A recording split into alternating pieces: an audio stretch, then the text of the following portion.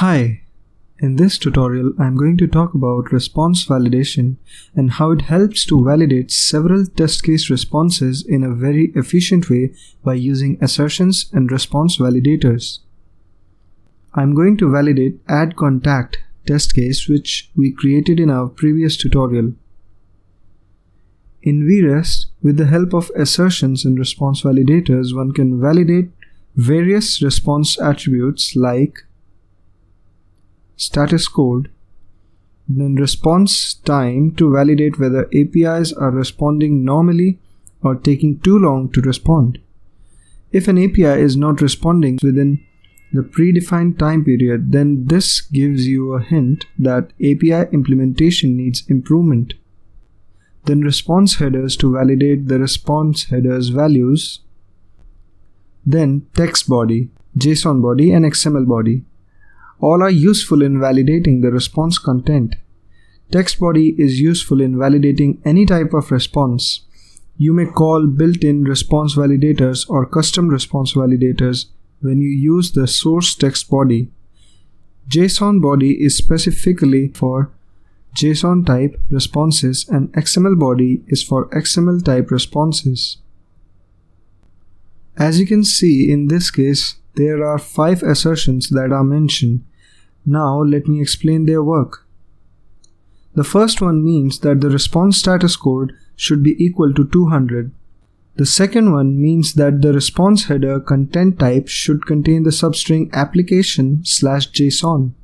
The third one means that the response time of the API should be less than 1000 milliseconds.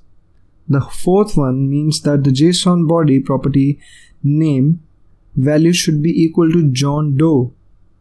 The fifth one means that the actual response body should match with the predefined expected body. The last assertion works with the help of response validators in vREST. vREST provides 2 built-in response validators. First one is default validator, which compares actual response body with the expected response body and returns true or false as result. This provides a very powerful response validation capability in vREST. If you use default validator, then in majority of your cases you will not need to define your JSON or XML body assertions. You just need to set the expected body.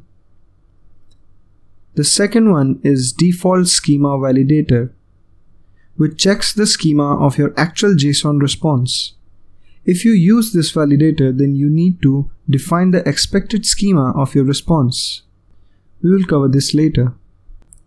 Let's see how default validator is useful in validating the API response.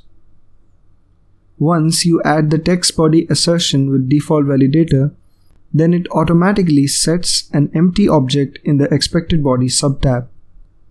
Let's leave this empty object as it is. Now let's execute this test case to see how assertions work. As you can see, the test case has failed. Just go to the results tab to see the results. Here in results tab, you may see individual assertion results. The last assertion result using the default validator is failing. Default validator provides 2 reports. First one is the diff report. Diff report shows the differences between the expected body and the actual response body. You can see here that there were some additional properties in JSON which were not presented in the expected body. Second one is the expected versus actual content. This shows the final content of expected body and actual body at runtime. You may copy this actual response body to expected body by simply clicking on button Copy Actual to Expected Results. You may now see the updated expected body by clicking on the button Edit Expected Body. Let's execute this test case once again.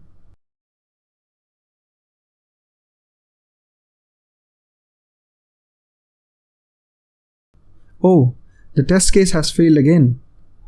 Let's check the failure reason as we checked earlier. Assertion with default validator has failed this time again. See the diff report again to see the failure reason. This time, the assertion failed due to some dynamic properties in API response. These dynamic properties can also be validated using regular expressions in expected body or by using variables if you are chaining multiple requests or simply ignoring them with the special variables in vREST. We will cover requested chaining in upcoming tutorials. Let's see how you may ignore some part of the API response using validation. Let's go back to the expected body subtab. In the values of _id and created on property, we can simply replace them with the special variable star. Now save the changes and execute the test case again. As you can see, the test case has passed this time. This is how default validator works. vREST also provides the default schema validator useful in validating the schema of actual API response. Just move to the expected schema subtab. Now enable the expected schema by clicking on this button. An assertion for default schema validator will automatically be added in assertion subtab. Here in the subtab, you need to define the JSON schema of your API response. You may ease the process by defining JSON schema by using third-party applications. We have also provided a third-party link in the notes section. Click on this link and it will direct you to the third-party website. Here, specify the actual response of the API and click on Generate Schema button. A JSON schema will be generated in the right side. Copy this JSON schema by clicking on this copy button and go back to your vREST page. And paste the copied JSON schema in this tab.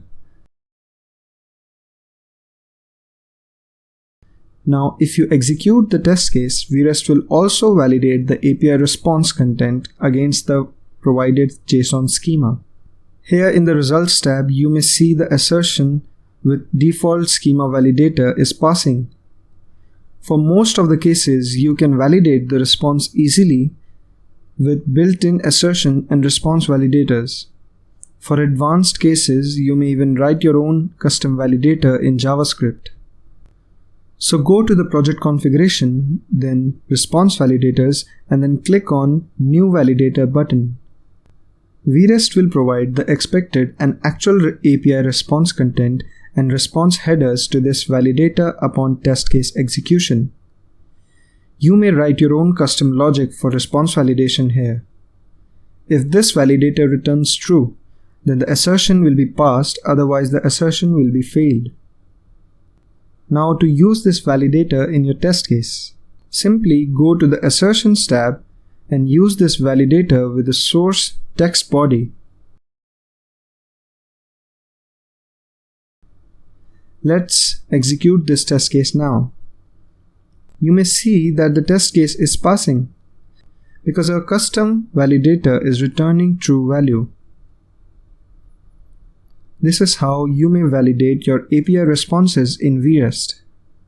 To see response validation in detail, please visit our user guide and then go to the cookbook, and in that go to the response validation section.